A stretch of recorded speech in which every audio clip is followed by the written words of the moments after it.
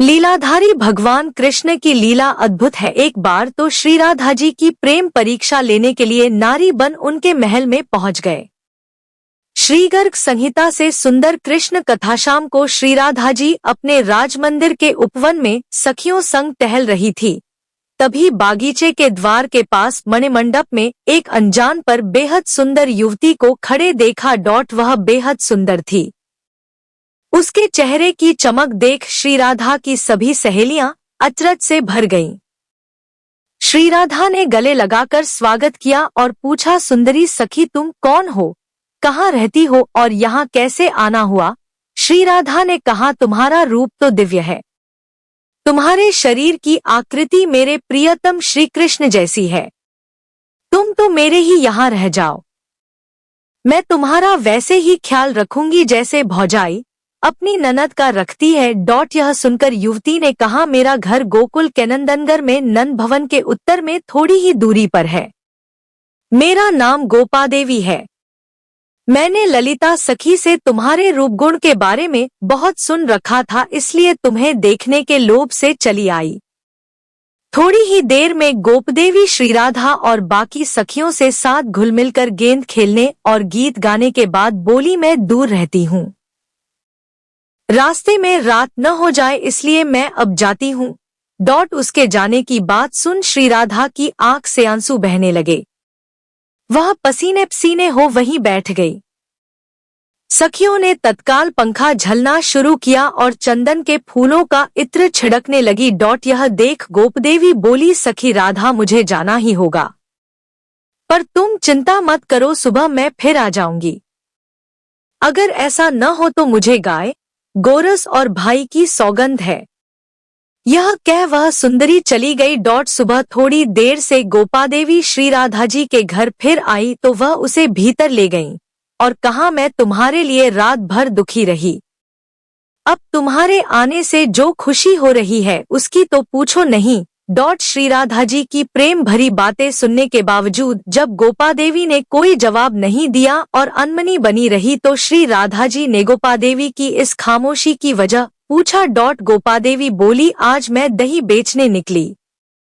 संकरी गलियों के बीच नंद के श्याम सुंदर ने मुझे रास्ते में रोक लिया और लाज शर्म ताक पर रख मेरा हाथ पकड़कर बोला कि मैं कर टैक्स लेने वाला हूँ, मुझे कर के तौर पर दही का दान दो। मैंने डपट दिया, चलो हटो, अपने आप ही कर लेने वाला बनकर घूमने वाले लंपट में तो कतई तुम्हें कोई कर न दूंगी।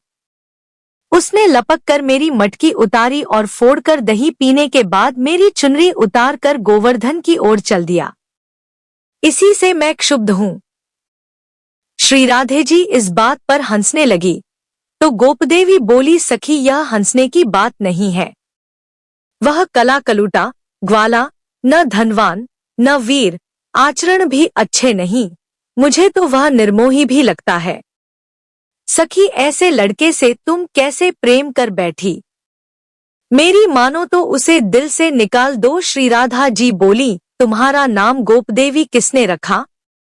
वह ग्वाला है इसलिए सबसे पवित्र है, सारा दिन पवित्र पशु गाय की चरणों की धूल से नहाता है, तुम उन्हें निर्धन ग्वाला कहती हो? जिनको पाने को लक्ष्मी तरस रही हैं। ब्रह्मा जी शिवजी भी श्री कृष्ण की पूजा करते हैं, उनको काला कलूटा और उसे निर्बल बताती हो जिसने बकासुर, कालिया नाग, यमलार्जुन, पूतना जैसों का चुटकी में वध कर डाला। जो अपने भक्तों के पीछे पीछे इसलिए घूमते हैं कि उनकी चरणों की धूल मिल जाए, उसे निर्दयी कहती है। गोपदेवी बोली, राधे तुम्हारा अनुभव अलग है और मेरा अलग। किसी अकेली युवती का हाथ पकड़ जबरन दही छीन कर पी लेना क्या सज्जनों के गुण हैं? श्री राधे ने कहा, इतनी सुंदर होकर भी उनके प्रेम को नहीं समझ सकी, बड़ी अभागिन है। यह तो तेरा सौभाग्य था पर तुमने उसको गलत समझ लिया। गोपदेवी बोली, अच्छा तो मैं अपना सौभाग्य समझ के सम्मान भंग कराती। अब बात बढ़ गई थी। आखिर में गोपदेवी बोली, अगर तुम्हारे बुलाने से श्री कृष्ण यहाँ आ जाते हैं तो मैं मान लूंगी कि तुम्हारा प्रेम सच्चा है और वह निर्दयी नहीं है, और यदि नहीं आए तो इस पर राधा रानी बोली कि यदि नहीं आए तो मेरा सारा धन भवन तेरा। शर्त लगाकर श्री राधा आंख मूंद ध्यान में बैठ श्री कृष्ण का एक एक नाम लेकर पुकारने लगी।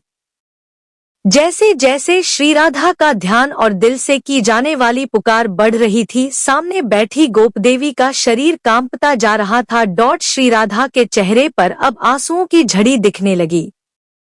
माया की सहायता से गोपदेवी का रूप लिए भगवान श्री कृष्ण समझ गए कि प्रेम की ताकत के आगे अब यह माया नहीं चलने वाली, मेरा यह रूप छूटने वाला है।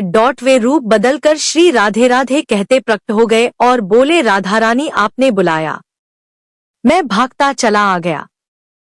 श्री राधा जी चारों ओर देखने लगी तो श्री कृष्ण ने पूछा, अब किसको देख रही हैं? वे बोली, गोपदेवी को बुलाओ, वह कहाँ गई? श्री कृष्ण बोले, जब मैं आ रहा था तो कोई जा रही थी। कौन थी? राधा रानी ने उन्हें सारी बातें बतानी शुरू की और श्री कृष्ण सुनने चले गए। मंद मंद मुस्काते हुए श्री कृष्ण ने कहा, आप बहुत भोली हैं, ऐसी नागिनों को पास मत आने दिया करें। स्रोत श्री गर्ग संहिता से। जय श्री राधा कृष्ण।